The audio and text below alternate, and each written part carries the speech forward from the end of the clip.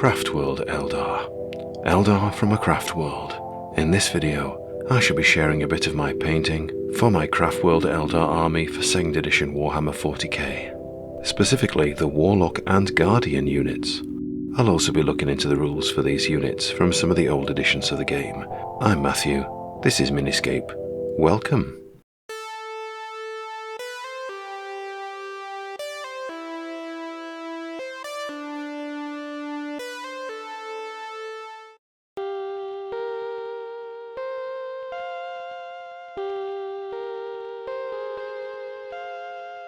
My Eldar collecting journey started in 2024. Actually, it was kind of gifted to me by my friend Tim, who sent me a load of models to restore. These have been a mixture of all sorts, but so far my focus has been on the aspect warriors, banshees, striking scorpions, and fire dragons. And those are easy. Well, not technically easy, but easy with respect to making a decision, because they can have their own scheme and don't necessarily need to conform to the scheme of their craft world. Aspects aside, I needed a scheme for my craft world, and for the life of me, I just couldn't make a decision. I wanted something that would look decent in 2nd edition, of course. I wanted something that I would enjoy painting. I wanted something new to me. I consider the 5 main craft worlds in the 2nd edition codex. There was Ulthway, black and yellow. It's an attractive scheme to me, but in the last 18 months I've painted a lot of black with Legion of the Damned and Black Legion Chaos, and I wanted a change, so that was off the table. There was BL Tan. Now, as you'll see later, I didn't have an issue painting with white. Suffice it to say, these nearly were my pick, but my gut told me no. A light oak, yellow and blue. Again, I have painted a lot of both of those colours, and it's the same argument with Eandon, and besides, every bugger and their mother has painted Eandon for Oldhammer, and I wanted to be different. Same Han. Again, these nearly made the cut. I have a soft spot for red, but that, for me, is currently reserved for Khorne and Orcs. For now. Yes, I blustered and blithered over the colour schemes for months, while painting my aspect warriors. It was when I arrived at the Falcon Grav tank that I had to make a decision, and the colours I chose for this were white and blue. My wife said this made it look like a Reebok Classic trainer. I was simply copying a scheme I found online. Craftworld Nacretinei, apparently. In the end, it just excited me, and nothing motivates me better in painting than chasing a good feeling. So far I've painted a load of Guardians, weapons platforms, a Farseer, a Warlock, a Viper, and some jet bikes. Oh, and another model which is less well known, sculpted by the lovely chap Futuriphic. He's made this Farseer and these Warlocks, which he kindly donated to the channel. He's even made a little video to chat about them, so I will feature that later on. Looking at the models I've painted so far, you'll see some variation in my work. This is down to experimentation, which I like to do on the job, without discarding the test models. Anyway, let me show you how I painted this Guardian to begin with. I am starting with this guy, seen as early as 1990 in White Dwarf 132, selling at £2.99 for 5 at the time. He's a single piece model armed with a Shuriken Catapult, technically called Shuriken Catapult 1 and sculpted by Jez Goodwin, a classic Guardian with a more pointy and less detailed helmet than his successors. I furnished his base with sand and primed him white. His mesh armour has 2 layers, plate and a chainmail-like underarmour. It is this which I paint first, with Black Legion contrast paint. The reason I'm painting the black now is so if I make a mistake, it makes it easier to correct before I get to work on the white armour. The black also goes on the Shuriken Catapult, and then the pouches and ammo around his belt. To shade the white armour, I mix Fenrisian Grey with some airbrush thinner, jury-rigging a sort of wash. I then apply this into the recesses of the armour to provide some shading. Now, allow me to pause for a moment to mention that later in the army painting process, I realised a better way to shade the armour.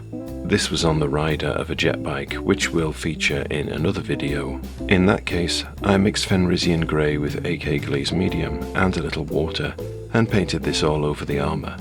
The mixture effortlessly sinking into the recesses without much cleanup needed afterwards. In contrast, no pun intended, the airbrush thinner mixture was a bit messy around the edges, and needed more tidying up.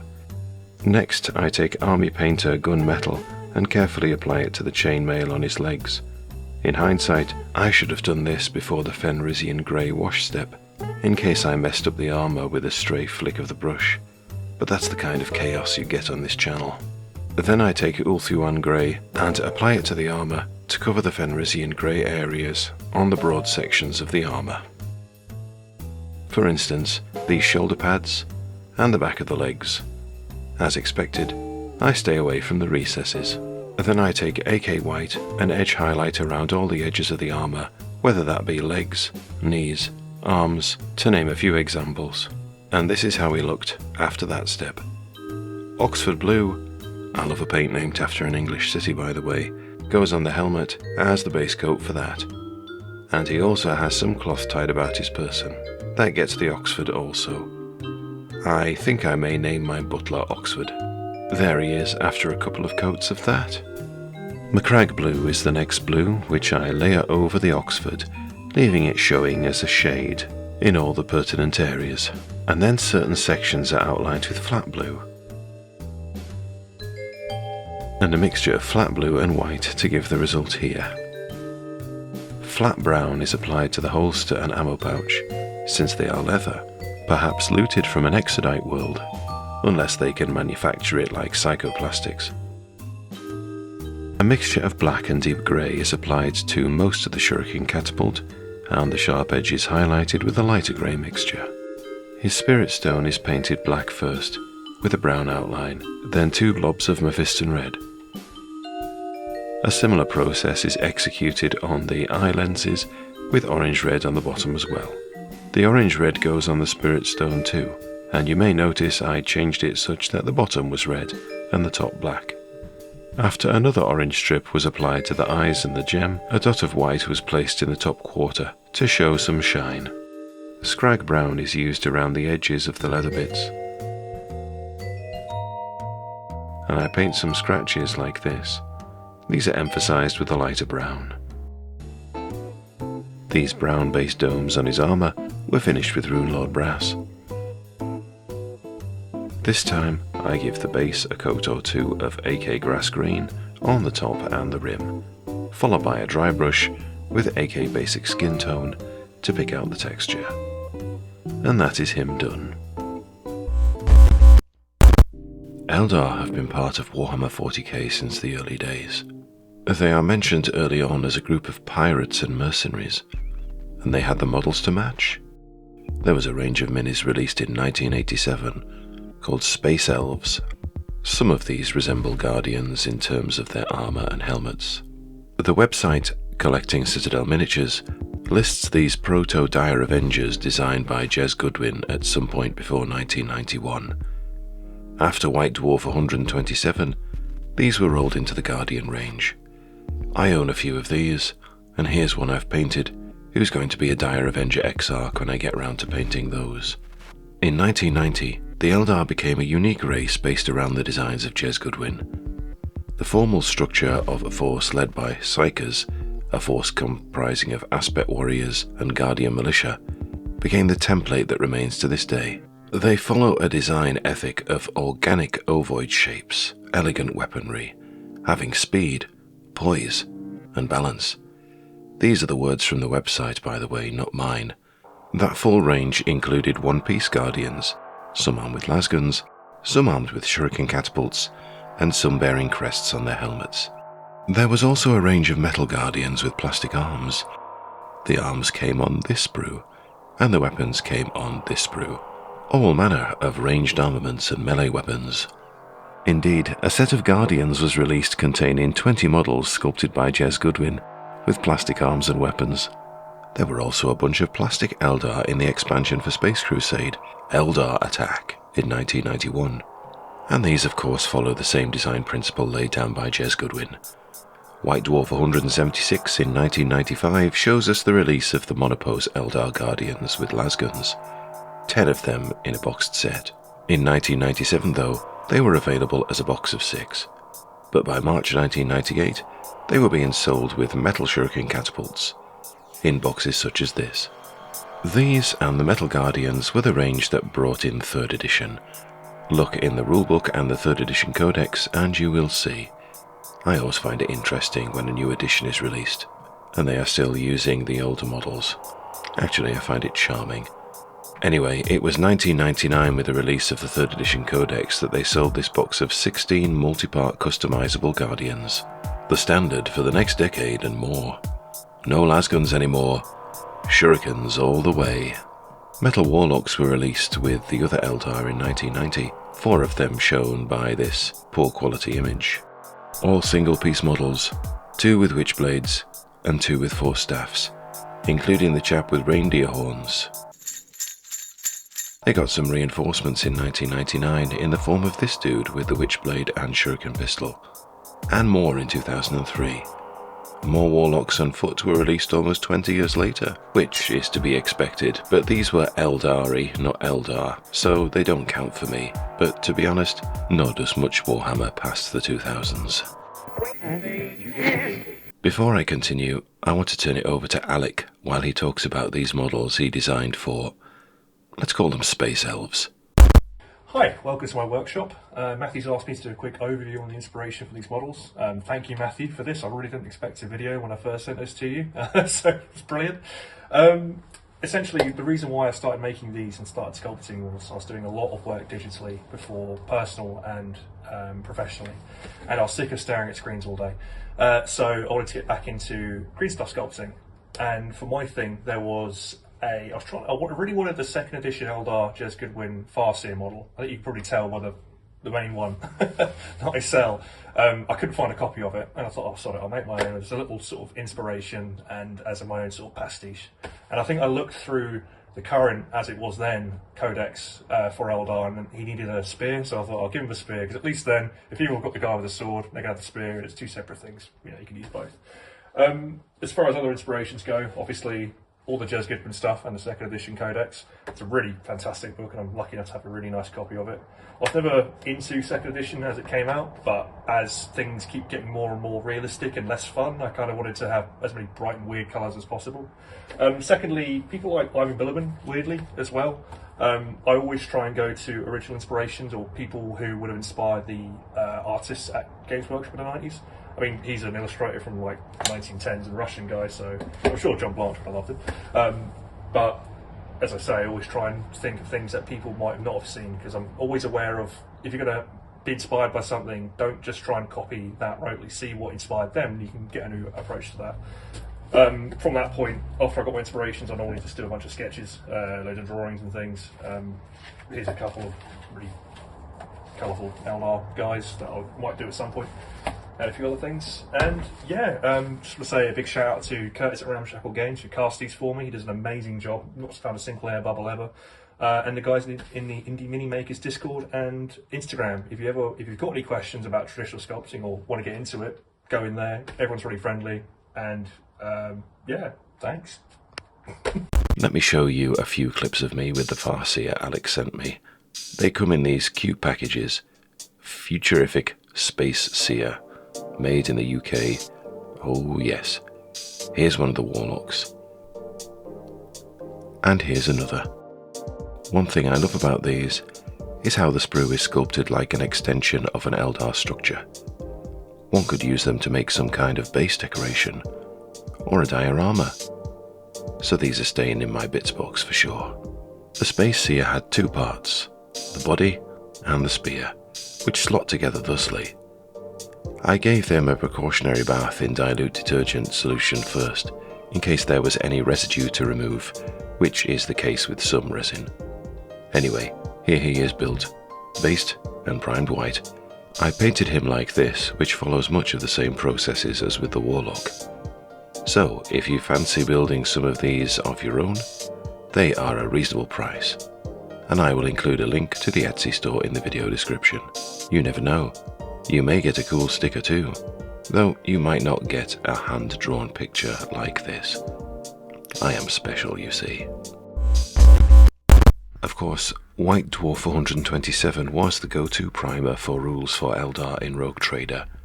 It was at this stage they became the Craftworld civilization we know of. It's here on page 29 that we read about the standing militia of Craftworlds, the Guardians.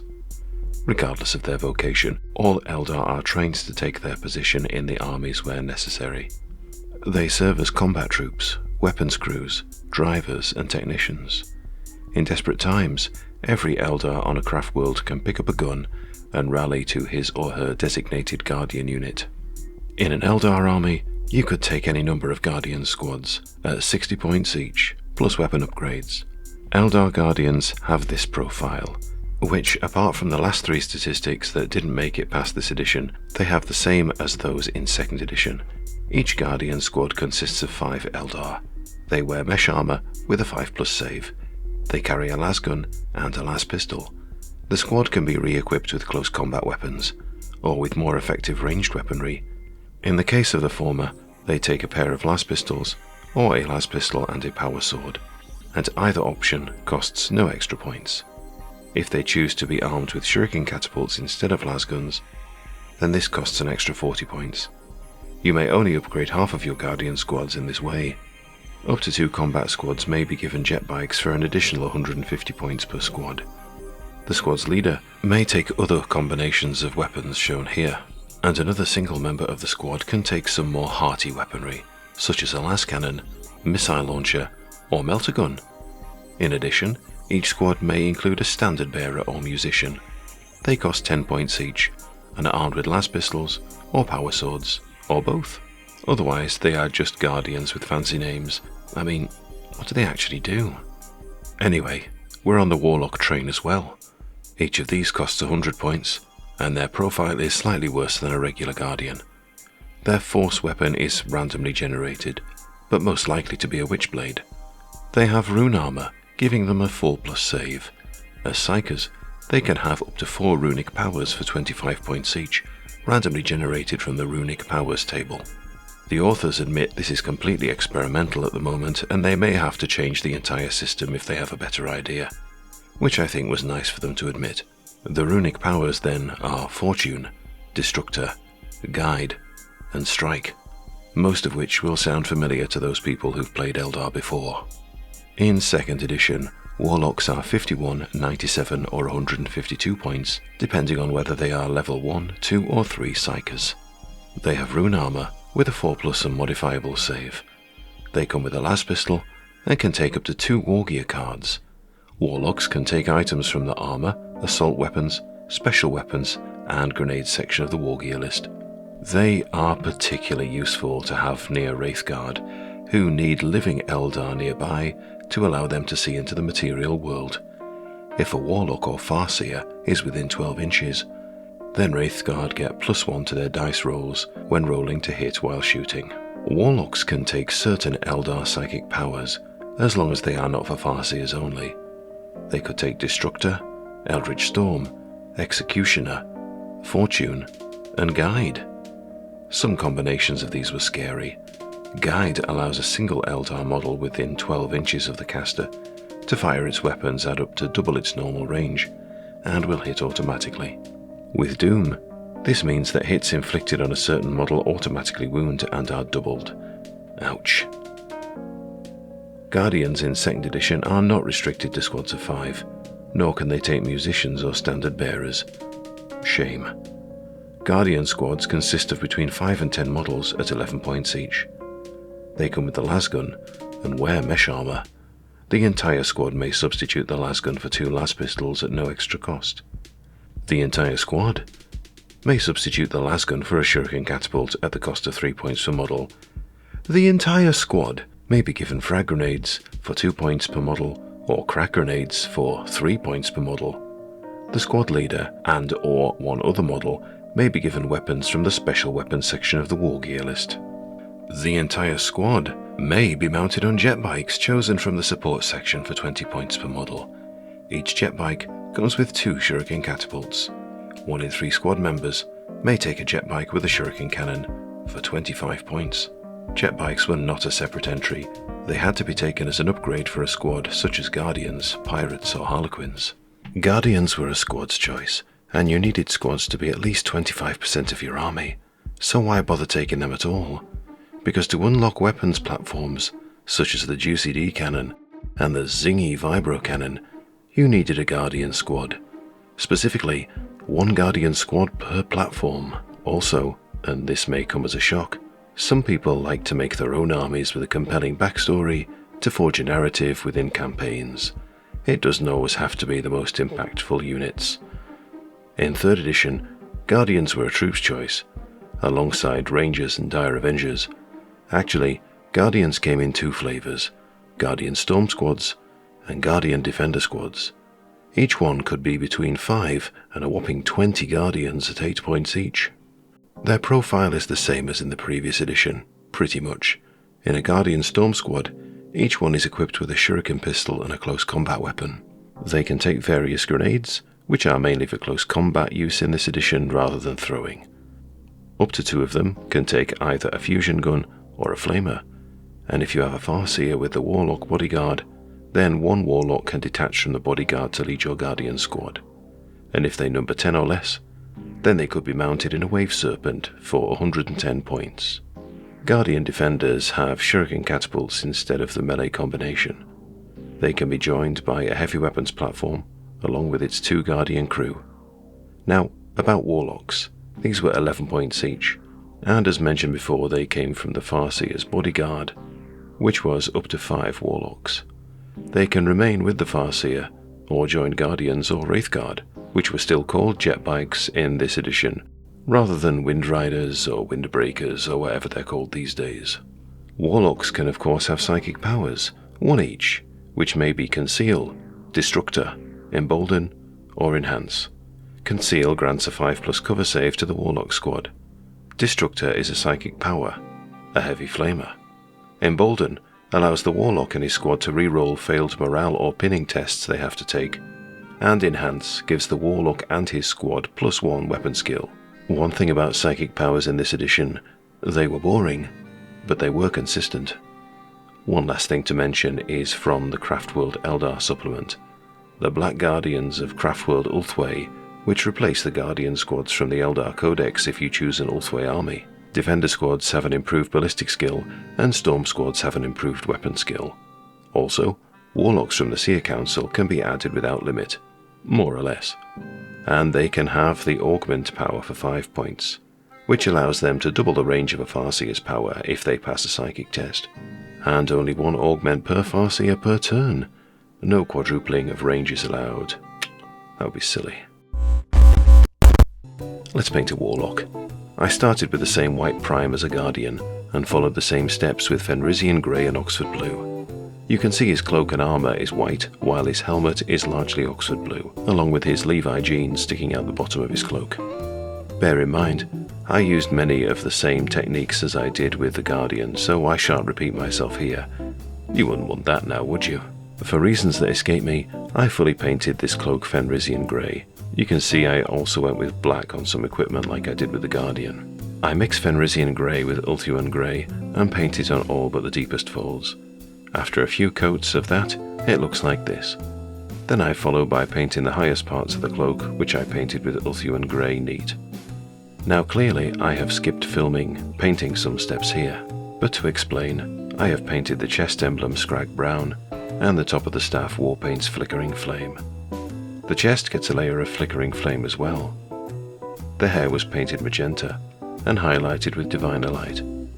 Notice the gems are also painted with magenta, and then given a slice of Diviner Light. I have also painted the blues and greys in the same manner as with the Guardian. A mix of dark sand, and Flickering Flame is applied as the 3rd layer to the chest. The tip of his spear was washed with Duncan's Flesh Wash, focusing on the lower regions, while the upper parts are glazed with Fiendish Yellow. Dark sand is then used to do some edge highlighting. And that was the Warlock done. And there we have it, a Guardian and a Warlock, in the colours of Reebok, I mean Nacretinei, along with all the other guys I have done so far. And why not wrap this up with a shot of my whole collection as it stands at the time of filming?